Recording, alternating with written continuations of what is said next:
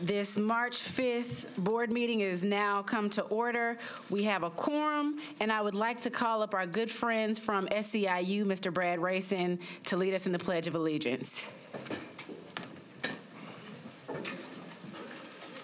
Sorry to put you on the spot. Ask me to play the xylophone. I pledge allegiance to the flag of the United States of America and to the republic for which it stands, one nation, under God, indivisible, with liberty and justice for all.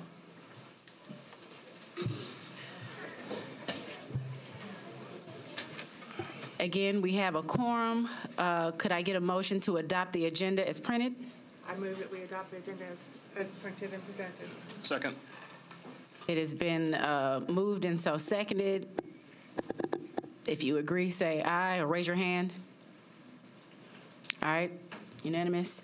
We'll add in a quick snippet, and the good news is, Mrs. Frog, would you mind giving us some words on the music presentation we just saw? Yes, so I just would like to thank our Bellevue students who came and performed this evening. If you all have not heard the band from Bellevue Middle, you're really missing out, because the first time I heard them, I could not believe they were a middle school band. Paul Waters is a director, and he does a phenomenal job, and we are really lucky to have that sort of music instruction going on in our schools. So thank you for your performance, and thank you to the director for all of his great work. Thank you for that, Mrs. Frog. And Mrs. Elrod, would you mind telling us a little bit about the artwork displayed? Sure. Tonight's artwork comes to us from Cresswell Middle School of the Arts. Under the direction of art teacher Kelsey Shaw, these very talented Cresswell art students have explored a variety of styles of portrait work and printmaking. The work is out in the hallway, and please look at it while you are leaving. Thank you very much. And thank you to those students and parents that brought their students out here to present to us today.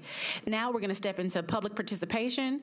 There are 27 members of the community that have come out to speak before the board. We will hear from those persons, and in the interest of time, speakers are requested to limit your remarks to 3 minutes or less. Comments will be timed, and you'll hear when your time is up. They'll be scrolling your names. I'll be sure to prompt you if you wouldn't mind moving quickly, but please share your thoughts with us. So without further ado, Mr. Keith Caldwell, Ms. Kathryn Pratt, Ms. Shalita Allen,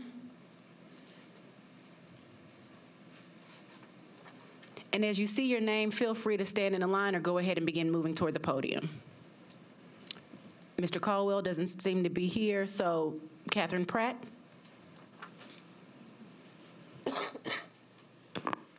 Good evening, Dr. Joseph and members of the board. My name is Kathryn Pratt, and I'm a fifth-year elementary music teacher. I adore my students and colleagues and work under a principal and dean of students that are incredibly supportive. We have worked tirelessly to implement building-wide systematic approaches to social and emotional learning.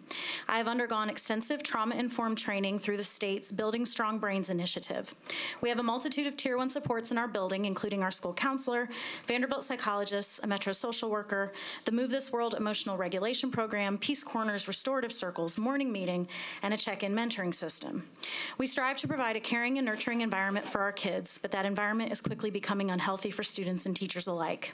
If you came into my building today, you would have seen many wonderful things, but you also would have seen some explosive behaviors from a handful of students that have intensified as the years progressed. Behaviors that would shock you. Behaviors that, no matter how often they occur, still shock me. Our counselor and administrators spend their days being kicked, hit, bitten, and cursed at. They no longer are serving as instructional coaches, mentors, or evaluators. While our school counselor is desperately trying to provide regular sessions on empathy, kindness, bullying, and emotional regulation, she's often interrupted to de-escalate students in crisis. Not all trauma looks the same. While some of our students go straight into fight mode when triggered, many others are currently sitting in a classroom that could turn hazardous at any moment. Some of our English language learners that have never spent much time in a classroom at all are welcomed by turned over chairs, thrown shoes, screams, and fits of anger. Some students are fearful. When one of our kindergartners was told last week that there would be a sub in her classroom the next day, the student asked her teacher, and I quote, "Who is going to protect us?" We are following all the rules. We are using restorative practices to the best of our ability. We must have more resources to do this work in an effective manner. When we have students that erupt in violent outbursts on the drop of a dime, we have to have the staffing that allows for instruction to continue while that student de-escalates outside of the classroom. Our IEP and functional behavior plans need to have more interventions available at a faster rate. We have been compiling data on some of our most fragile students for months. As of the first of the year, January of 2019, our building has lost 4 amazing teachers. 3 of those teachers have gone to other districts, not for greater pay, but for a less stressful environment. I am a proponent of MNPS. I am an MNPS parent. I rave to anyone that cares to listen about the positive experiences that my own children are having at their neighborhood school. I know for a fact that we have the hardest working teachers and staff on the planet because I work with many of them. Please help us help our kids. Thank you. Thank you. Shalita Allen, followed by Melinda Winningham, Teresa Wagner, and Brook Pantani. Good evening. I wrote a poem, and it's called Suffering Education. Teachers are leaving because they have stopped believing that they can make a difference in the life of a child, becoming paper pushers, filing grievances, masking tears with the illusions of fake smiles, being disrespected, underpaid, and underappreciated, even though they give their all and all are fully dedicated, forced to test instead of teach, making it a mess for them to reach, the child who refuses to accept guidance and love, doing everything possible you could think of to make their day rough as can be. This is the reason teachers leave. Okay, now, board. You've seen and you've heard, so what are you willing to do to help us to be able to get through? Having our hands tied behind our backs, dealing with children that won't clean up their acts while you're being paid hourly. What does this mean? Because those being paid salary are stuck in between a rock and a hard place, making a school day hard to face. Please give us some hope, or at least give us a float to make our way back to shore, because teachers can't take no more. They want to end their reign or dedication, and why? We are living in the days of a suffering education. Thank you. Thank you. Melinda Winningham. Good evening, Dr. Joseph, members of the board. I'm Dr. Melinda Winningham, elementary visual arts teacher with 24 years in the system. The article about school resource officers being pulled due to a toxic environment and verbal abuse compelled me to come and say, wake up, MNPS and Metro Nashville. Violent behavior and verbal abuse by students are happening in all of our schools. If SROs are about relationship building, we must put them in our elementary schools. Middle school or alternative school is too late. Now, I must begin with the end in mind because I may run out of time. These are the things our school needs to truly meet the social, emotional, and academic needs of all our students. Smaller class sizes, a class of 23 to 25 kindergartners, 35 when classes have to absorb half of another to accommodate grade level EL services, is too big. To create a safe, productive environment for teaching and learning where all students thrive, we need a trauma specialist and a para for each grade level. We need specialized, self-contained classrooms so we can properly serve the needs of our most fragile and violent students, thus allowing resource classrooms to go back to being just that. Now, allow me to explain why we so urgently need these things. My school is seeing an increase of very disruptive, often violent behaviors from our most fragile and traumatized students. This despite all of our efforts with SEL and trauma-informed practices, despite a discipline committee that has worked tirelessly to develop a discipline plan within the MNPS limitations, despite utilizing restorative practice with existing staff and time limitations, despite a dedicated principal and dean of students, wonderful school counselor, and amazing teachers who are hit, kicked, scratched, spat on, cussed, and or bitten on a daily basis when trying to help students who are in a heightened state of rage or anxiety. Sadly, exposure to the behaviors of a small number of our students is normalizing violence, fear, and disrespect for the majority. Let me be clear. Here are a few examples. A kindergarten student frequently yells FUB at teacher and smacks her.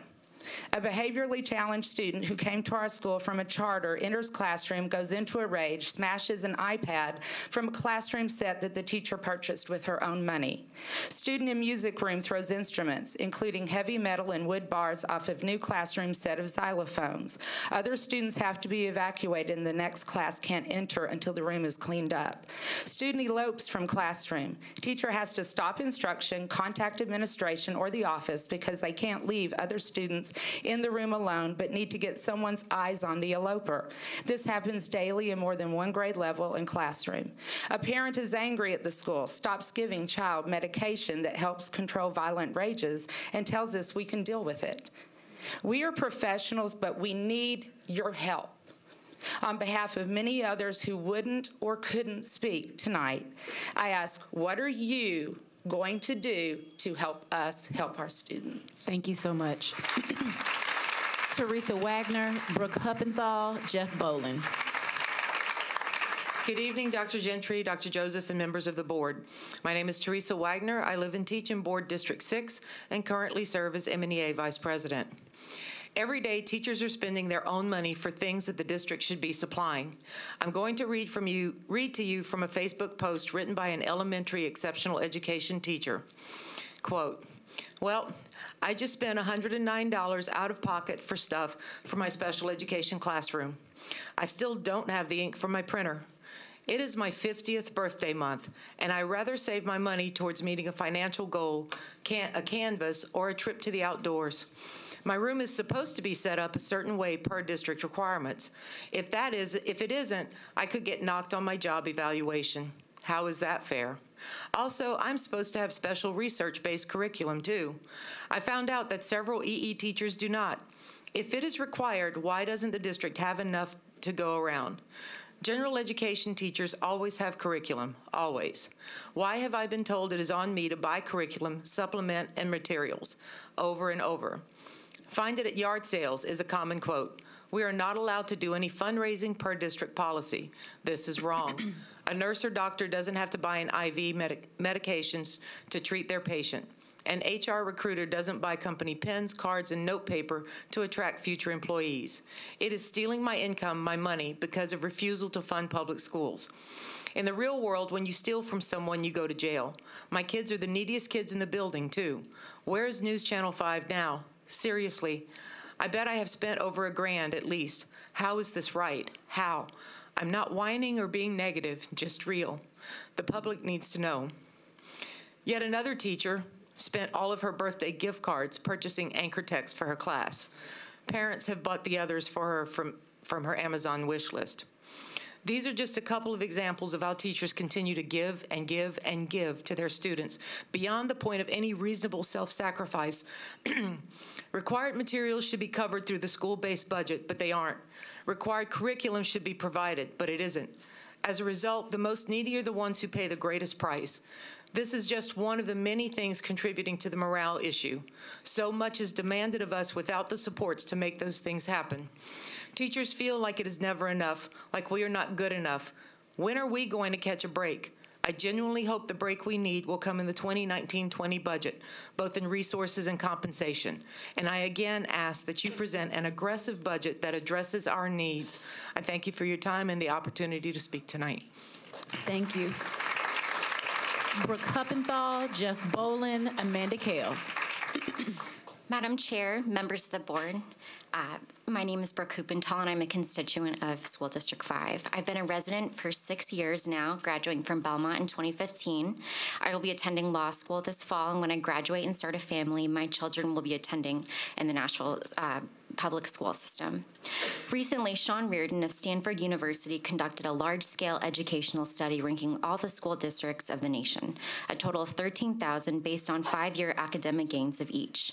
Nashville Public Schools ranked at the 70th percentile, outperforming 9,000 school districts on a national basis.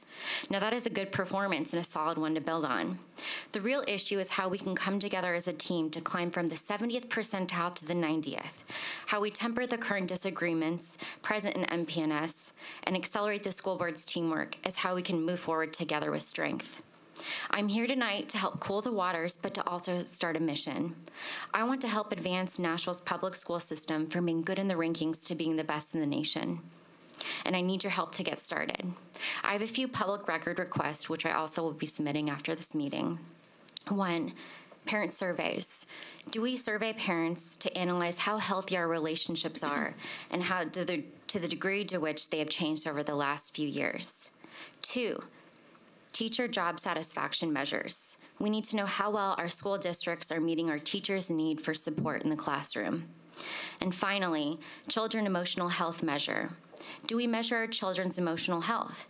There are some fantastic surveys available, including the Gates Foundation's 7 C's and the Gallup Organization's Health and Wellbeing Survey. This is crucial in determining how many of our students feel that our schools are providing them an excellent education. Children do not thrive on math and reading test scores alone. The data I'm asking for will enable us not only to continue the good work that the district is doing right now to prepare our children for the future, but to build the framework by which we prepare our students to lead the world in every endeavor. These are 4 different requests, but if you can help me find this information, it will help start me on my journey. Thank you for your time. Thank you. Jeff Bolin, Amanda Kale, M. Lopez. Jeff Bolin going once. All right, Ms. Kale, M. Lopez, and Jenny Pecola. Good evening, ladies and gentlemen of the board and Dr. Joseph. My name is Amanda Kale. I'm a teacher at Margaret Allen Middle School. I'm advocacy chair of MNEA and one of the founders of Nashville Red for Ed. Tonight, my colleagues and I are here to ask for something big. It will be outrageous even. Please hear us out, because at the end of the day, we all want the same thing. We want the best, most highly qualified, inspiring, compassionate educators possible in every classroom. We want parents to feel proud of sending their kids to our schools. And most importantly, we want to see Nashville's young people thrive. Nashville's teachers are willing to be bold to make that happen, and we are asking that you give us something that we can fight for. So, we are asking for 17.8% raises. I know you are thinking, Amanda Kale, you have lost your mind. Not possible? No way, I know. But you know what? We're people who are tasked with getting kids to grow several grade levels in 1 year. People who remain calm while being cussed out and still expect kids to complete their best work. So our jobs don't really allow us to think of terms of impossible. We are those kind of warriors. So what is in it for you, the school board and the director of schools, if you do this bold, outrageous thing? So the reasons I want to articulate have to do with student discipline, which we've heard a lot about. So substantially increasing teacher salaries will increase teacher retention. Low salaries give little reason for teachers to stay in a stressful job.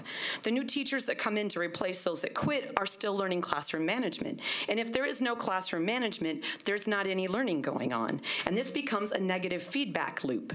Kids act out because the teacher doesn't have strong classroom management and their behavior incidents remain high while the achievement remains low. New teachers get overwhelmed, look at the salary schedule, see it will take them 11 years to earn $50,000 with a master's degree, and they leave. Enter new teacher, repeat. Second, we desperately need more counselors, social workers, and school psychologists because the wages for those jobs are so low and the caseloads are so high, especially to what people can get in private practice, our students aren't getting the support they need. When it comes to discipline, most teachers are the equivalent of certified in first aid. That is, we can deal with stuff that requires the Band-Aids and the ice packs. That's kind of our skill set. But we have kids who have bigger needs than that, and we need the professionals who can help those kids succeed, like we've heard about from other people here today. And third, no one becomes a teacher because we want to see our students end up in prison. But a restorative discipline model won't work if schools don't have the support and infrastructure needed to make it work. Every school used to have a funded position that was an ISS teacher along with an ISS classroom. And if we really want restorative practices, that's what we need, a person in a room. Thank you. M. Lopez, Jenny, and Elizabeth O'Shea.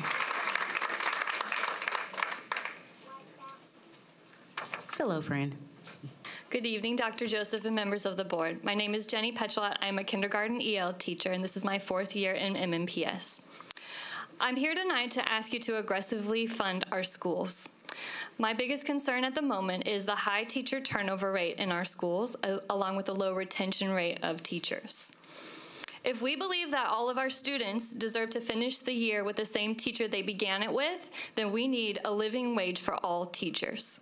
If we believe that all students deserve real teachers that are certified and not long-term substitute teachers, then we need a living wage for all teachers. If we believe that our students deserve to be taught by a teacher who comes every morning feeling refreshed, ready for the day, instead of exhausted from working at multiple jobs after school, then we need a living wage for all teachers. We need to fully fund our schools. If we believe that teachers need to be trained on SEL, restorative justice, and trauma-informed practices, we need to fully fund our schools. If we believe that our struggling readers deserve expert guidance in reading to close the gap, then we need to fully fund our schools. If we believe that newcomer English learners deserve sheltered instruction in a safe environment by a qualified teacher, then we need to fully fund our schools.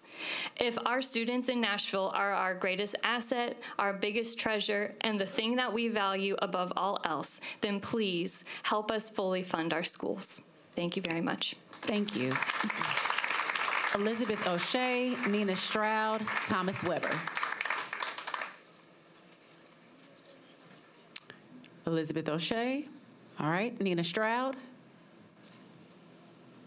Thomas Weber, and Ms. Honey.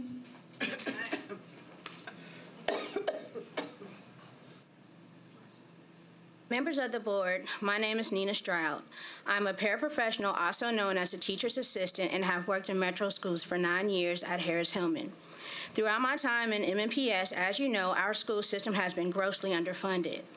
I'm sure you all know that the lack of funding has affected our schools in many ways, but I want to discuss one in particular. As for myself and fellow paraprofessionals, support staff, we're considered 10-month employees. Currently, I receive $13.99 per hour. I expect to earn $22,245.16 this year. However, all schools are closed 20 times per year, for which I do not get compensated. 20 unpaid days is the same as 4 unpaid weeks and 1 unpaid month total. So that actually makes me a 9-month employee. My annual salary is now lowered from $22,245.16 to $20,145.60, which is a decrease of $2,099.56. How would you feel if that were you? I'll tell you what this means for me. It's been extremely challenging as a provider of 3 and a homeowner. As a 10-month employee per this payroll calendar, I'm supposed to receive 22 paychecks. Paraprofessionals were not paid at all the first paycheck back from summer break. I worked 16 days before I received my first check. 9 of my 22 paychecks are less than a full paycheck. All of 3 of my checks in November were less than 8 days. The least pay was a 4-day paycheck. I can't ever maintain a budget. I'm always playing catch up. It's very inconsistent.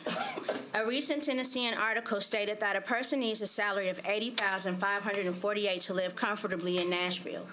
The median income in Nashville is $49,891.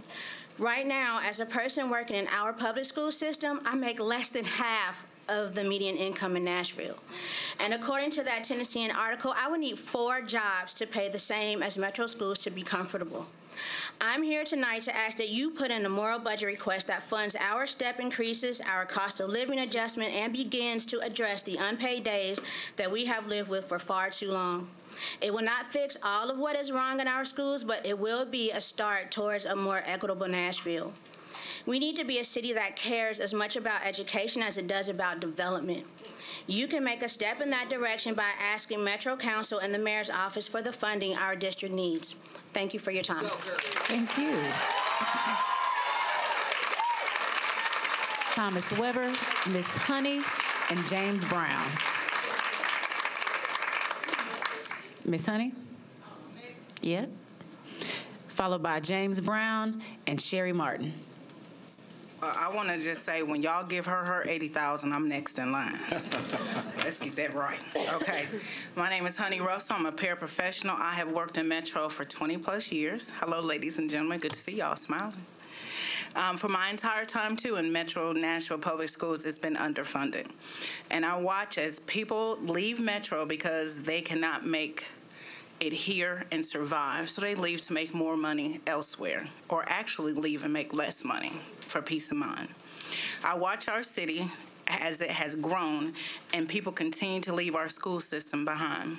I watched our city invest in convention centers and hotels and tell us that we would bring the needed investment to Nashville and that these convention centers would pay off in the long run.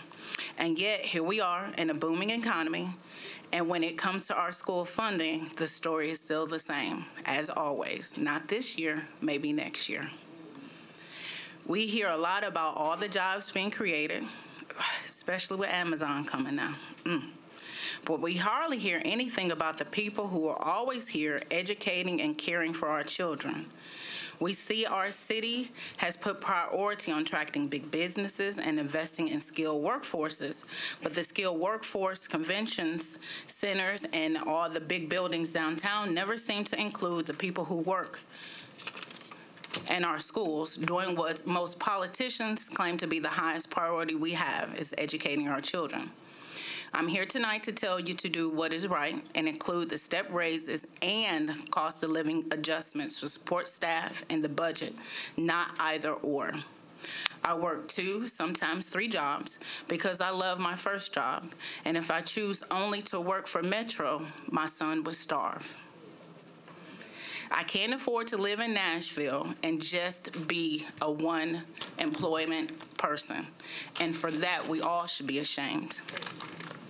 I should not have to fight for step raises and cost of living adjustments in the so-called It City.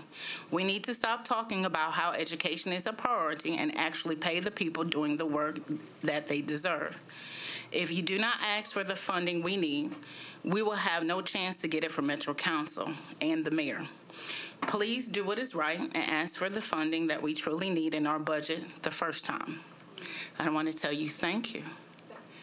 And I spent my day with one of those social, emotional children in a corner. Tell me how that's right. But I did it and was happy to do it. Just give us our raises and our cost of living. That's all I asked for. Thank you. James Brown, Sherry Martin, and Susan Norwood. Good evening. My name's James Brown, and I've been working in Metro Schools as an IT professional for about 15 years now.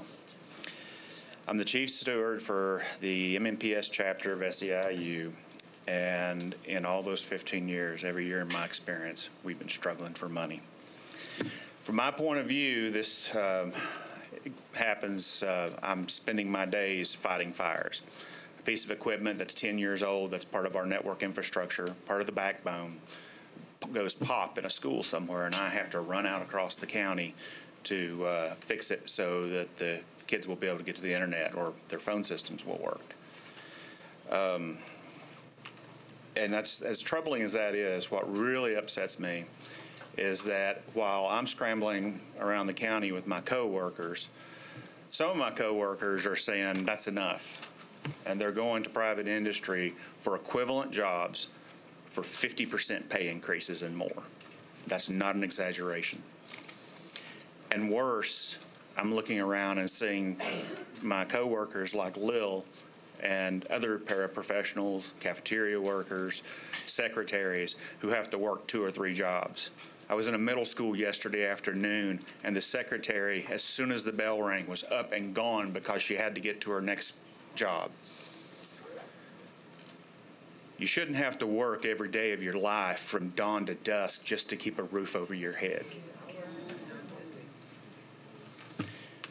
Now, thanks to the work of SEIU and a lot of underpaid people, Congress is now considering a $15 an hour minimum wage. Shelby County, $15 minimum wage. Here in MNPS, We have over 1,000 people that make less than that. I can introduce you to 2 different people who come to work every morning as a campus supervisor, work all day long as a campus supervisor, and then don't go home when school's out because they stay and clean the floors. Their second job's there at the same school. 12, 14-hour days are their norm, 5 days a week, for not too much money. I know how funding works. I know you got to work with the mayor. And I know that the whole city's struggling for funds. But the fact of the matter is the mayor ain't going to give us money that we don't ask for. And I'm here to tell you, please ask for the money you need, not what you think you can get.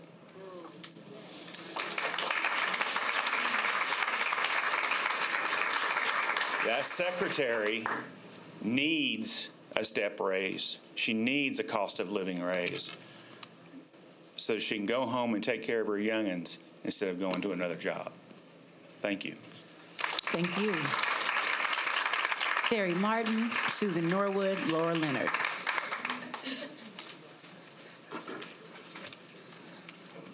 This is me. Good evening. My name is Sherry Martin, and I have been teaching in Metro for 24 years, currently teaching second grade at Neely's Bend Elementary. While you guys are in battle with infighting over money spent on questionable line items, I'm here to simply tell you that I'm tired. I'm tired of not having at least an hour of classroom instruction to work independently with my students without being afraid that a team from central office will randomly enter my room with clipboards and laptops conducting the now infamous walkthroughs. I'm tired of being micromanaged. I'm tired of not even being permitted to utilize my own lesson plan template. That, by the way, doesn't take a whole week to write. I'm really tired of my professionalism being insulted as if I'm a novice teacher with no experience or no education. I'm tired of teachers not having a seat at the table. Our opinions don't matter. Shared leadership seems to be a thing of the past. I'm tired of getting that aching feeling in my gut right before the countless PLC meetings because I know chances are we will be met with another new mandate or another new time killer that in some instances have nothing to do with teaching kids. Newsflash, more does not always equal to better. I'm tired of being encouraged to have data meetings with second graders. They don't care about data, and nor should they. They just want learning to be fun, effective, and engaging. I'm tired of teachers being called on the carpet for less than desirable test scores when teachers are only implementing the mandates from central office. I'm tired of never getting a raise in salary. I'm tired of our hands being tied in regard to the lack of consequences from the out-of-control behaviors and sometimes the abuse that teachers face daily in this district. I'm tired of school counselors having to take on the role of attendance clerks that drastically reduce the time spent with our students. I'm tired of having to teach without the proper tools. I'm tired of my students not having anchor textbooks in their hands. I have one. Why shouldn't they? Yeah. And last but not least, I'm tired of losing my friends and colleagues to other districts or to premature retirements, or in many cases, teachers who just quit because of feeling undervalued, unappreciated, and stressed to the core. So what do you get as a district in the end? Ms. Martin? You get a busload of tired teachers just like me. Thank you. Susan Norwood, Laura Leonard, Katherine Green.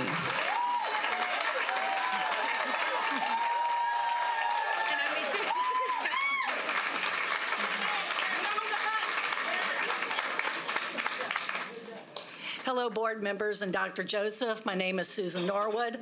I've been teaching in MNPS for 12 years now. I currently teach reading intervention at McGavock High School.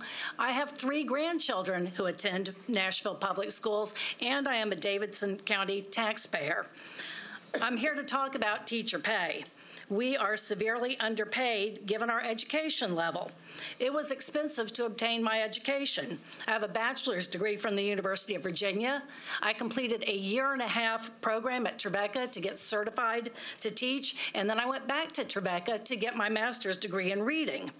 There are teachers who want to get advanced degrees, but don't because they can't afford to pay the tuition, and frankly, it's just not worth it given what we're paid. It's a struggle to live in Nashville on a teacher's salary.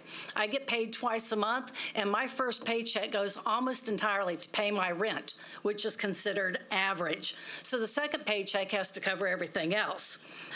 Food, utilities, gas, insurance, car, etc. And it's getting to the point where I'm afraid that I'm either going to have to move to a different district or just find another job that pays more. And I would hate to do that.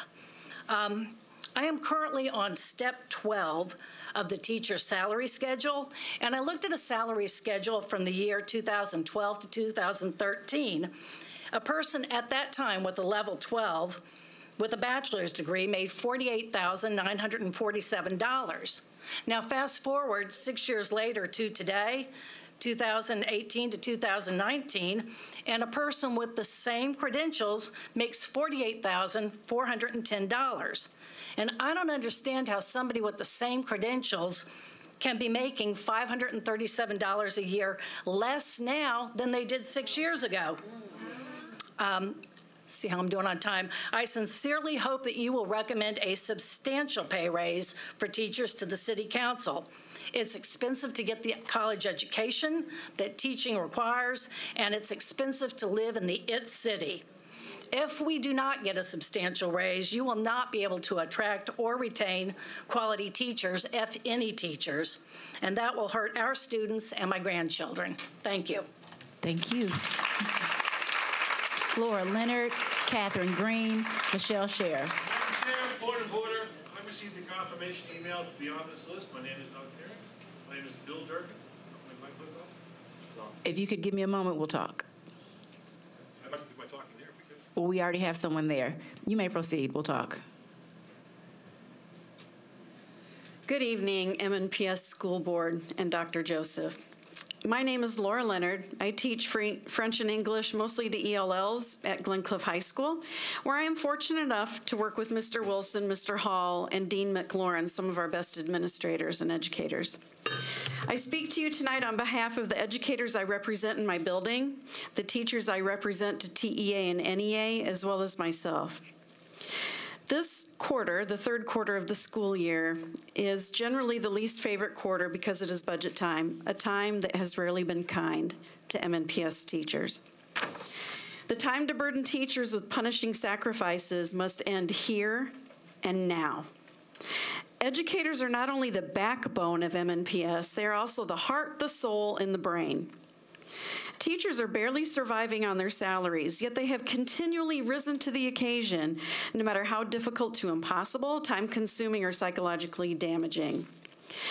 Poor teacher compensation is the worst cut of all. We do not need piggyback contracts, no-bid contracts, consultants, scripted curriculum, or above-scale pay for a select few. If teachers don't get raises, no one should get raises. Make educator compensation the action priority of the budget. And next, I am reading a letter which you have all received, I understand. I am writing to request fair pay for certificated teachers employed with MNPS. To achieve this, MNPS will need to increase each step in the certificated salary schedule at a rate of 17.8%. This includes a 15% step increase across the board, as well as a 2.8% cost of living raise. Information coming from the United States Social Security Office. According to smartasset.com, a company endorsed by the Wall Street Journal, Forbes, and the New York Times, the average salary for a person with a bachelor's degree living in Nashville is $69,124.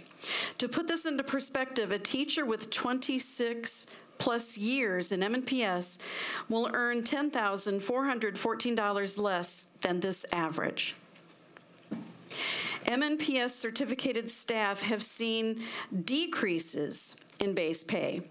Additionally, our insurance premiums have increased, compounding this decrease. The cost of living in greater metropolitan Nashville continues to see unprecedented growth. According to the Nashville Business Journal in 2017, it takes a salary of $70,150 to live comfortably in Nashville today. According to the current MNPS pay scale, a teacher will only be able to obtain this salary in one of two ways. If she or he holds a doctoral degree and is on step 19 or higher, or holds a master's degree with 30 additional credit hours on step 26 or higher. A salary of $70,150 is not obtainable for an MNPS teacher with a bachelor's or master's degree.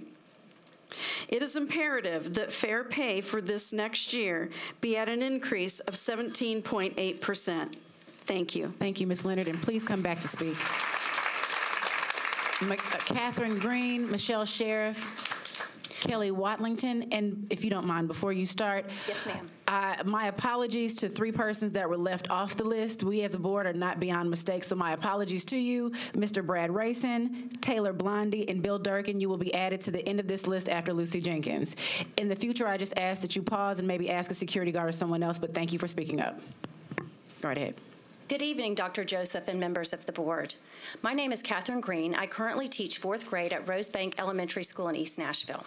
There are amazing things happening daily at Rosebank. Deborah Story has a firsthand account of this. Ms. Story graciously accepted our invitation to a presentation of our Gingerbread House PBL and pre-K fashion show. We really wanted her to see the positive impact our teachers and school have on the lives of our children. I'm bringing attention to this because I know that people in HR and central office care about our kids and teachers. Ms. Story cared enough to drive to East Nashville to see gingerbread houses made out of graham crackers and milk cartons. My teammates and I, along with our principal, Kelly Akers, whose child is in my class, supplied the materials for this lesson. Teachers will always supply what is needed to make their classrooms a place where students can thrive. This is what brings us joy. Now it is your turn. It is your turn as a board and director of schools to compensate your teachers fairly so that we can thrive. You've been given an opportunity to stand on the right side of education and do what is fair for teachers. Pay freezes, as you refer to them, are not actually freezes. They are, in fact, decreases in our pay. This is not a fair or honorable practice. This practice greatly decreases the lifetime earnings of teachers. For example, I was placed on step 13 this year at a salary of $48,822. Had I been placed on this step last year, my salary would be $50,264. Over the next 10 years, this will cost me $8,858. This is not the only decrease in pay teachers have received. Since 2012, teachers in the middle of their careers have seen a decrease in wages almost yearly. To add insult to injury, a teacher at year 13 in 2012 had a greater monetary value than a teacher at year 13 in 2019. This is defeating. Low pay directly correlates to low morale. We are asking you for fair pay. To achieve this, you will need to increase each step and lane of the certificated salary schedule at a rate of 17.8%. This includes a 15% step increase across the board, as well as a 2.8% cost of living raise. Yes, this will be a challenge to our district and city leaders. It is imperative that you work together to make this happen. Dr. Joseph, during your interview on May 5th, 2016, you stated that you have made difficult cuts in budgets before. You stated that you cut consultants and evaluated big money items that had questionable effectiveness and cut these items from the budget. Could this be an approach that you and the board use to ensure teachers receive fair pay? Morales, thank you for your time. Please feel free to come back to the next public participation. Okay, thank you. Michelle Sheriff, Kelly Watlington, Lucy Jenkins.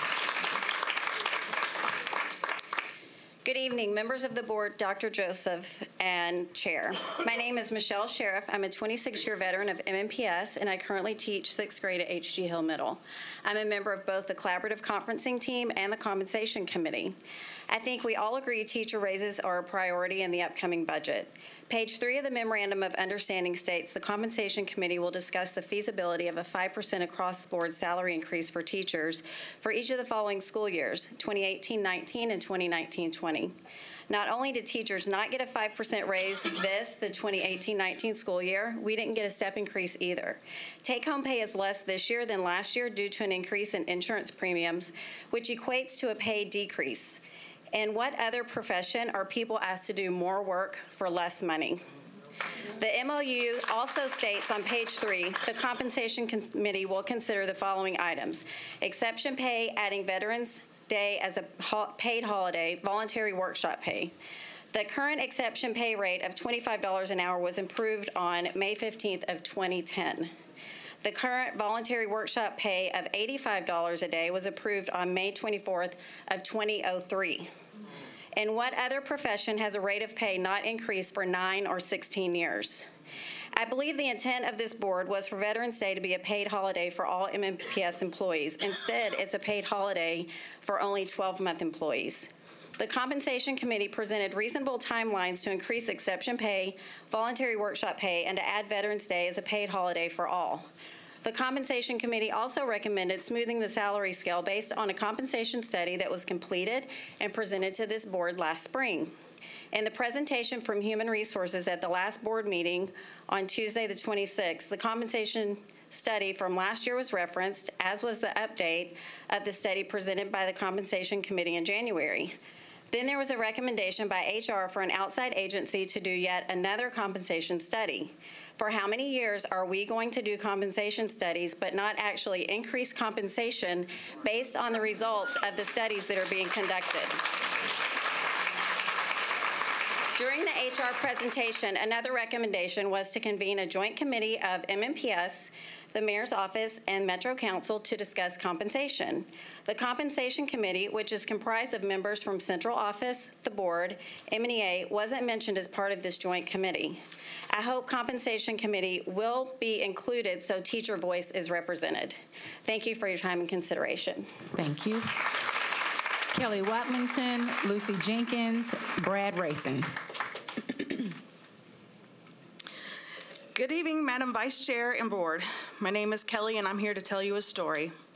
There was a young girl in the 5th grade, skating through school, doing the bare minimum to pass. One parent-teacher conference, the young girl stood by as the grown-ups discussed her progress, or lack thereof. The teacher turned to the girl and addressed her as her parents stood by.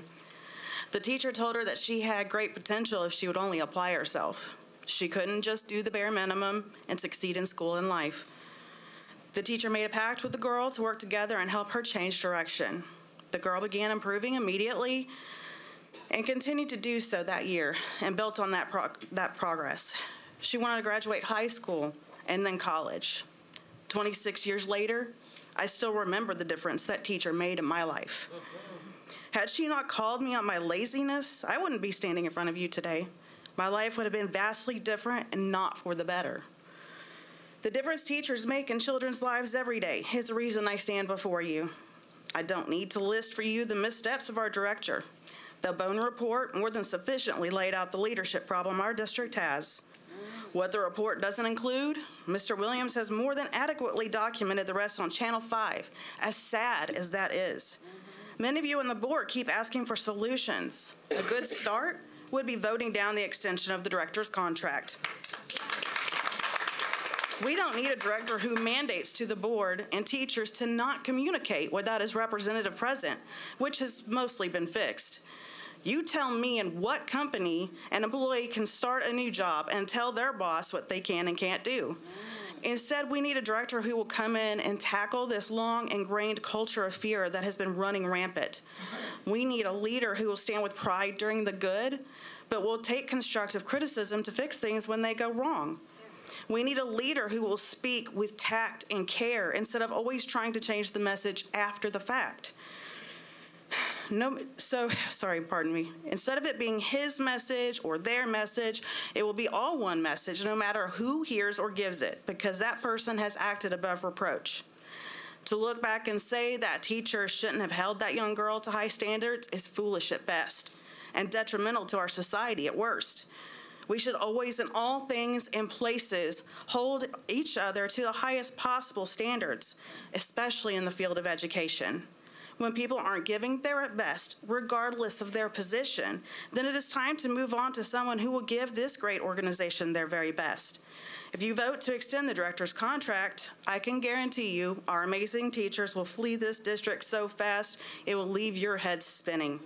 A vote to extend his contract means you are a part of the problem and not the solution. Thank you for your time. Lucy Jenkins, Brad Racin, Taylor Blondie. Good evening, board members and Dr. Joseph. My name is Lucy Jenkins, and I am a second grade teacher at Rosebank Elementary. This is my 11th year of teaching for Metro Nashville Public Schools. Today, I want to speak about teacher pay. According to the book, The Teacher Wars, teachers have been embattled since the beginning. We are all familiar with Susan B. Anthony. However, many of you may not know that her plight for women's rights began because she was a teacher protesting unfair pay. That was almost 200 years ago, yet our country has not made much progress in terms of teacher salaries. Our government, city councils, and school districts know that teachers will accept very little compensation for what they do because, unlike many other professions, teaching requires an unwavering passion for the job. If you have been paying attention to the news lately, and no, I'm not talking about Phil Williams, you have probably noticed that various school districts are experiencing a period of disruption due to inadequate pay. Brave teachers stood and are still standing in picket lines around the country, desperately seeking a response to the rising population and real estate prices. This cost of living increase is very familiar to Nashville residents, as a recent study shows that a salary of around $80,000 a year is required to live comfortably. Though I am fortunate enough to come from a dual-income household, I still feel the impact of static wages amidst massive expansion. When you freeze our pay scale, you depreciate our value to serve one of the fastest growing metropolitan areas in the country, an area that some of us may no longer get to call home. I believe there is a relationship between teacher compensation and how our students fare academically. We all know the United States is no longer in the top 10 countries of academic performance. Furthermore, Metro Nashville Public Schools now ranks 129th out of the 140 districts in the state, and we seem to be sinking lower on the list. 21 of our schools are now in the bottom 5% of the state. I can't help but wonder if one of the reasons for this disparity is because of the inability to retain highly qualified teachers. Ladies and gentlemen, it is imperative that teachers receive an appropriate cost of living increase, not a measly 3%. And that you unfreeze our pay scale and make up the difference for all the times it has been frozen. If you want to keep highly qualified teachers teaching in our city, you need to help them live in our city. This is a district and city issue, not a Dr. Joseph issue. I want the best teachers for my children.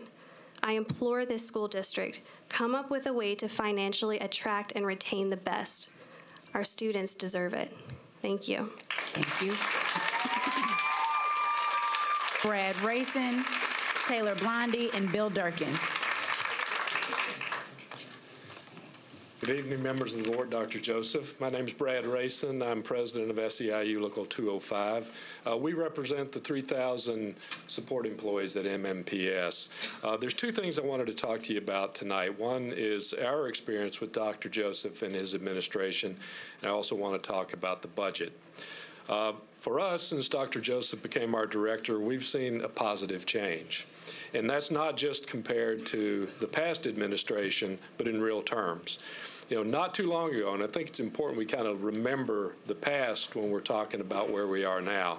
Not too long ago, when Jesse Register was the director, relationships between our union and the administration were rocky. And you want to talk about morale being low, morale was low. He refused to negotiate an agreement with us. He dismantled employee policies that served both the employees and the administration well. He decentralized and downsized human resources with terrible results. Things have changed since Dr. Joseph was recruited in 2016, and we all celebrated, many of you, when he was hired. And since then, we now have an agreement in place, the first since 2011. We're working on improving policies that affect our members and all support staff. Unlike the past, our opinions are valued now. Our concerns are acknowledged and addressed. If an issue arises, Dr. Joseph and his team is responsive. He doesn't just hear us, he listens. And would we like to see more sooner? Absolutely. But there's still a lot to do. But part of the problem is that Dr. Register left a whole lot undone that has to be done. But we're making progress. We're making good progress, and we want to see that progress continue. I want to talk about the budget. Now, last year, you led the way. You asked what you needed, not what you thought the mayor was going to give you. And you went up to council and you advocated for it. That mattered. We pushed the public debate on what it takes to run a fully funded school. And we got within one vote of getting the kind of budget from Metro that would have fully funded your budget too. Instead, you faced hard choices and no raises for anybody. Ms. Buggs said it, ask for what you need. We're ready to fight. We'll fight with you. We agree. But you guys got to pull together too and stop fighting among yourselves. Because if we don't do that, we're going to end up being back here fighting over a pie that is too small. We're not interested in fighting for crumbs. We're not interested in that kind of fight. But if you want to go and fight for what you need, we're there with you. Thank you. Thank you. Taylor Blondie and Bill Durkin. No Taylor? All right. Bill Durkin.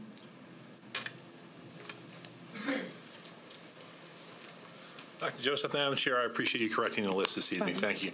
My name is Bill Durkin. I am a 25-year resident of the city of Nashville, despite my thick New York accent, which is likely to get thicker in just a moment. I'm the past president with my wife of the Glencliff Elementary School PTO. I served on parents' cabinet.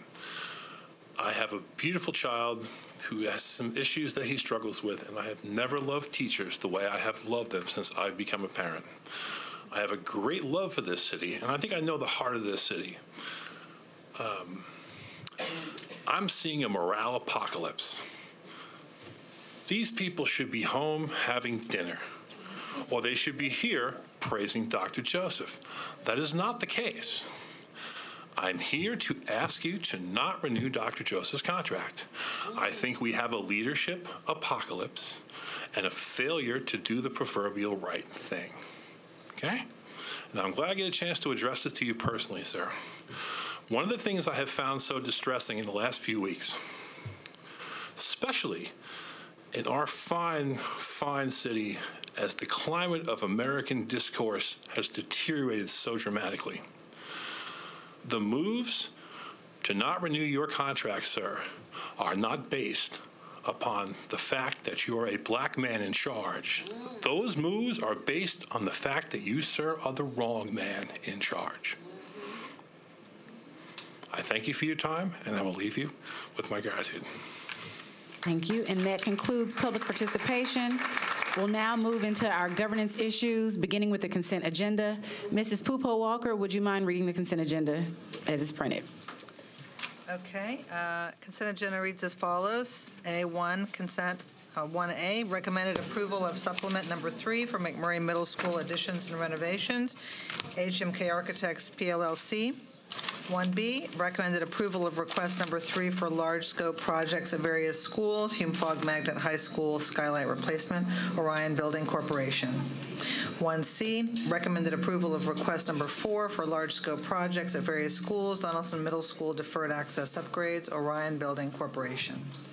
1D, recommended approval of request number 5 for large scope projects at various schools, Martin Luther King Jr. Magnet High School exterior lighting, Orion Building Corporation. 1E, awarding of purchases and contracts. 1E1, CDWG, E12, Dell Marketing LP. E3, Dreambox Learning Incorporated. E4, Ed Supply Company Incorporated. E5, Global Payments Incorporated, DBA Heartland School Solutions, 2 contracts. E6, Greenwood Publishing LLC, DBA Heinemann. E7, Personal Computer Systems Incorporated. And that concludes the consent agenda. Do we have a motion to accept? I move that we approve the consent agenda as read. Second. It has been moved and properly seconded. All in favor? Discussion. Oh, I'm so sorry. Is there any discussion? All right, all in favor, we'll just raise our hands since we don't have the iPads. All right, unanimous vote. And thank you to those that participated in public participation, and thank you for those that stayed for the remainder of the meeting as well. With unfinished business, at our next meeting, March 26th, we will be discussing the director's contract. There are no full board pending topics, but we do have a rising cost of transportation concern that we'll be discussing in Budget Committee, and the Director's Evaluation Committee will finalize the evaluation. And with that, we'll start with announcements. Mrs. Froeg, would you mind? Okay. I'd like to say I was able to go to 5 schools last week for Read Me Week, which was really, really fun. And Governor Lee was at Percy Priest to recognize the readers there, and that was a wonderful experience. And it's School Social Worker Week. If you know a school social worker, thank them for all they do for students. Thanks. This is more addressed to board colleagues. I have been gathering strings since our last mini retreat to talk about budget advocacy on this sort of independent communications project that we would stand up to help make the case and humanize many of the issues and the people that we've heard from tonight. It is going to take some resources to do that. I've asked Dr. Severe to look into the board budget to see what is unspent so far this year in terms of travel and meals and other what I would say are things we could do without in the interest of channeling those resources toward advocacy. So I may ask him to poll individual board members over the next week or so to see if everybody's comfortable with redirecting those resources into something that looks like helping us tell the story of how we're a chronically underfunded school system. Thank you. Thank you. Thank you.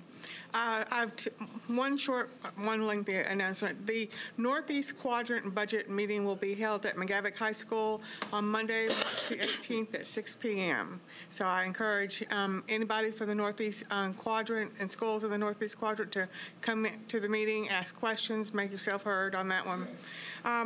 So March is a special month for me.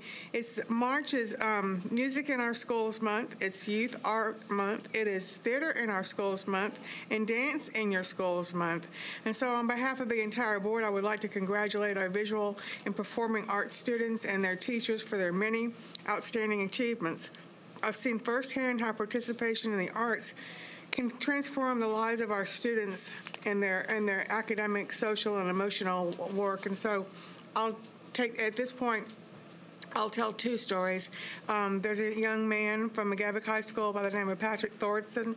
He was selected for the Music for All 2019 Honor Band in America. There's hundreds of musicians that audition for this band, and he will be performing in Indiana next week during spring break. And so I wanted to make sure that I tell Patrick congratulations to sharing his talents with everybody. And I shared this on the board floor earlier in the summer. There's a young man who graduated from McGavock High School with our youngest son, and the year is fuzzy for me right now, but anyway, he was an outstanding musician, and he was in the choir, and he had a full ride to Belmont University, and he's now performing on Broadway. And so we got to see him. He's the genie in Aladdin. And so he gave us a backstage tour. And the one thing that I remember that he said that just was memorable to me, because I asked him, Deontay, how are you doing? And he said, Miss Ann, I can pay my rent. And that's huge when you're living in that part of the country. So he's doing really well, and he's so talented. It's one of those feel-good stories, but music did this for this child, brought him out and provided him that opportunity. I have some statistics here. 51% increase in student submissions for Scholastic Arts Awards this year, and we received a total of 106 awards. We have 17 vocal ensembles from 7 schools recently participated in Middle Tennessee Vocal Association Choral Awards. We've had over 30 band and orchestra ensembles performing at the concert performance assessments in February and March. We have theater programs, the annual thespian competition this year.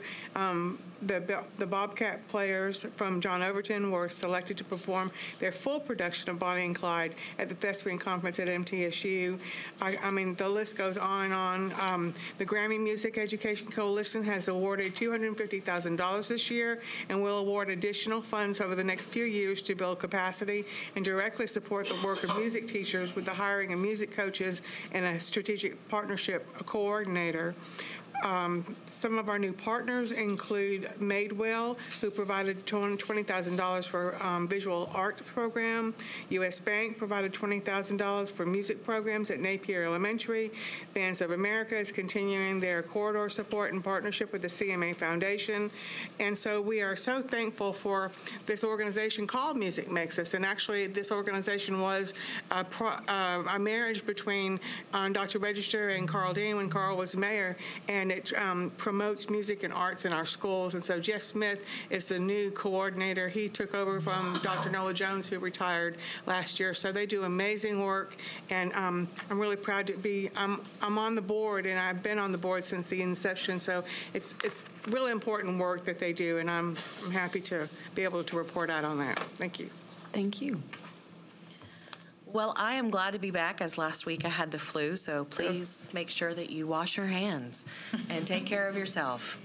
Even though you have the vaccination, you can still get the flu. I found out the hard way. So on that note, I'm still kind of getting back to everybody and back to everything. I missed last week's Southwest teacher voice session and the Haywood Bookham, so I'm trying to get back to everybody, and I'm trying to make sure everyone knows I see you, I hear you, and I'm working on that. And on that note, please make sure that you can attend one of our budget committee meetings. So we have one this week on the 7th at Hillwood. It's the Southwest Quadrant meeting. It's at 5:30, and once again, it's at Hillwood. And then additionally, if you're not able to make that one, I will also be at the Southeast Quadrant meeting to try to meet as many people as possible. And that one's on the 21st, and that's at Glencliff at 6 o'clock. Thank you. Ms. Bush?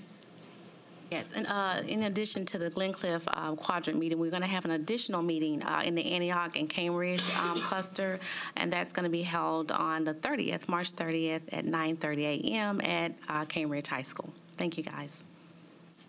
Thank you. So I would like to say, please enjoy your spring break. I know that's coming up next week. I appreciate and want to thank the principals at Laughlin Elementary School, Martin Luther King Jr. Magnet, and Stratford High School for helping me host these last 3 community meetings. They have not been well attended, so I would continue to urge community members to please come out to ask questions, to learn about last year's budget, and now that we have this proposal to start looking at what we are proposing to the mayor and the council. I have one scheduled for the 21st at Napier. I also know that that's a date for that quadrant meeting at Glencliff, so we'll begin that Napier meeting at 5:30, so we'll have time to make it over to Glencliff. I also have one scheduled for March 28th at Carter Lawrence, and that will be the quadrant meeting for that quadrant. Also, this Saturday and for the next 4 consecutive Saturdays, I will be doing Facebook Lives at 1:00 p.m., so please tune in if you have questions about the budget or really anything MNPS related. Even if I don't have the answer to your question, I will at least take it and research it. Thank you to all of the central office staff, the social workers, and community members that came out to Maplewood High School this past weekend to discuss what will happen with that cluster and how we can better support those students. Again, it was not well attended, though it was well publicized. I just urge the community to please come out, make your voices heard. We want to be part of solution building when we see and identify problems, but we can't develop solutions effectively without having your input before we have the solution presented and you're upset.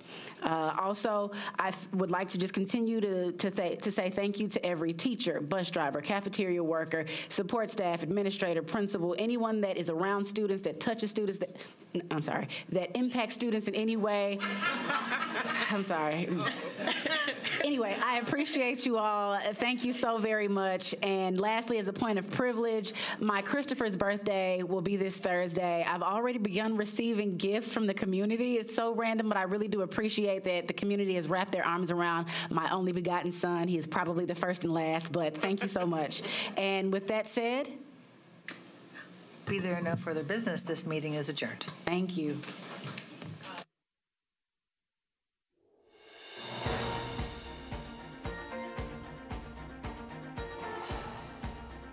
This has been a service of the Metro Nashville Network. If you would like to see this presentation again, or for more information about this and other programs, visit nashville.gov.